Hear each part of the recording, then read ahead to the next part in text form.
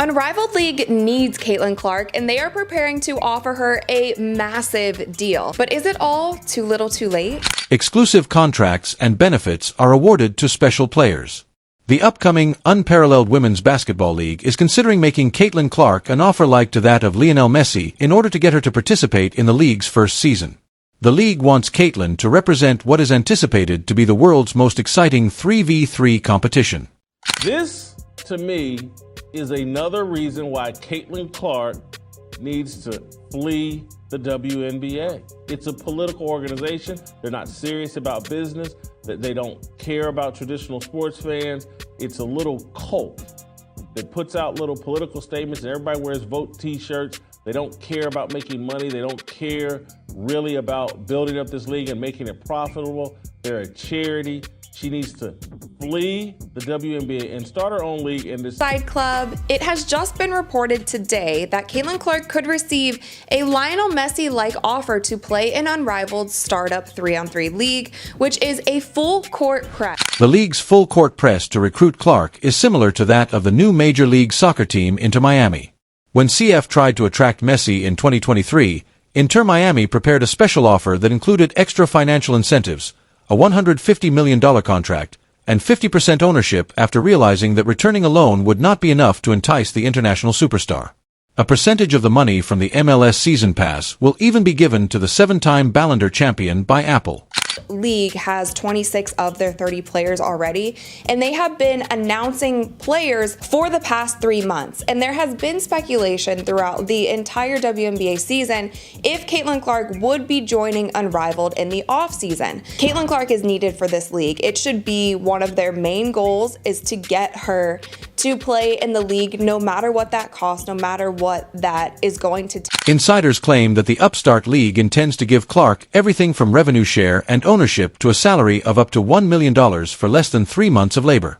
Recently, Sports Pro in London placed Clark as the 4th most marketable athlete globally, with Messi ranking 5th.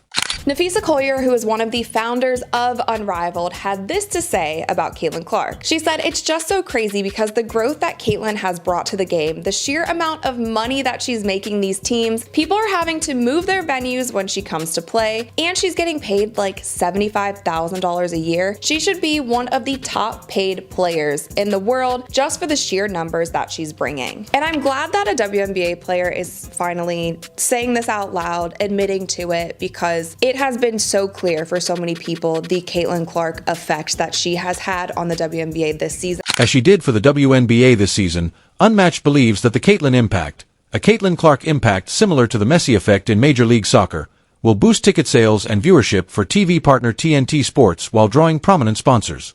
That $1 million salary might not seem like much when compared to NBA stars like LeBron James, who will earn $448.7 million with the Lakers this season. However, it would be a fortune when compared to Clark's base pay of $7,633 during her first season with the Indiana Fever. According to SpotTrack, she will only earn $338,500 annually, while Ogunbale will only earn $249,300. Given Warriors superstar Stephen Curry's $55.8 million salary, a respectable payment for a few months of labor would be appreciated. Fortunately for Caitlin, her true income comes from contracts outside of the court. She has amassed a remarkable portfolio of corporate sponsors while playing for the Iowa Hawkeyes in college, including Wilson Bowes Buick, Swoosh State Farm, Gatorade, and other companies. The mismatched league could address that, though, since she probably would want to be paid more by her legitimate employers rather than always negotiating side agreements. She presently has a $28 million, 8-year contract with Nike.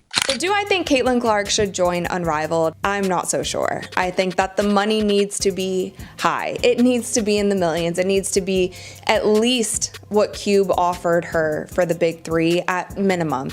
And even with that, Caitlin Clark doesn't need any money. She has plenty of endorsement deals. I think she is totally fine. And I think for her body and for her mental health, it might not be the best thing for her. Unrivaled believes that every participant will have a substantial salary and investment in the league, even if Clark could easily spend her summer exercising, playing golf, and creating TV ads.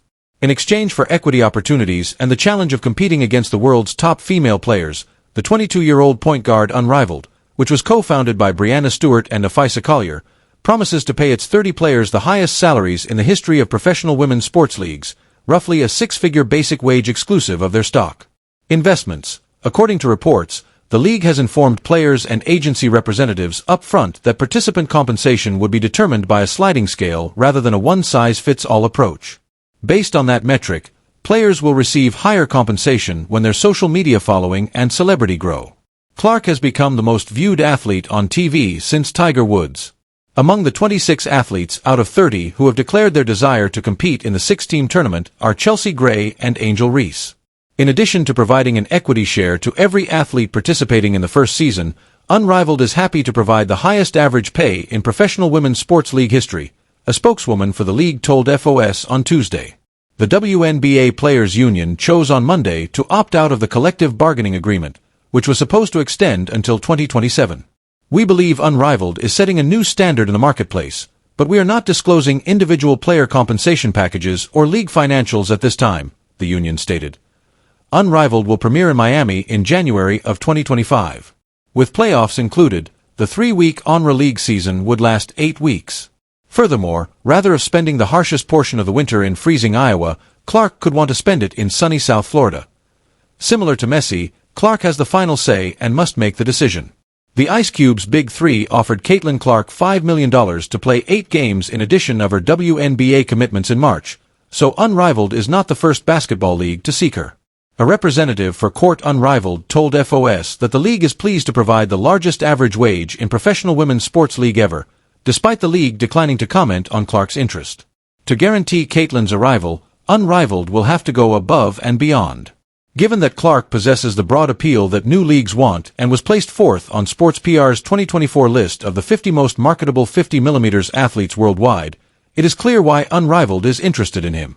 Clark can practically set her own price after just one season as a professional player, but the WNBA isn't paying attention to her either. Does she really want to remain in that league indefinitely? The issue with the WNBA, and I'm going to repeat a mantra, it is the most unlikable league and culture in all of sports by far. And I'm talking from the players to some of the ownership to all the media members to the podcasters to those who defend it. It's the most unlikable league in the whole wide world. And this is just another piece of evidence to support that statement. And if she wants to go, is Unrivaled the answer? I don't care how much money. They can offer Caitlin Clark $100 million, and I would tell her to stay away from this Unrivaled 3-on-3. It's going to be a disaster. It's going to be a bad look for women's basketball. It's going to hurt their momentum. It's not even a real thing. It's something to pacify them, to make the women think, hey, you know what? I need to keep going along with this crap WNBA league that has poor leadership and doesn't know how to become profitable so we can get paid. They want to get paid for just whining and complaining and saying we deserve it rather than earning it. They could earn it if they started a rival league. And if she wants to travel, the response is Unrivaled. And the WNBA league would surely collapse immediately because, as everyone knows, it's all about Caitlin and always has been, but the WNBA seems to think otherwise. Without Caitlin Clark, would the WNBA be doomed or even survive? However, one thing is certain, Kate is generally ready for it if it does occur. Before the Fever released a video of her on-court workout on Wednesday, she had maintained a low profile in the month since the end of her WNBA debut season. It seems like Clark is preparing for something. Could it be the unequaled old league?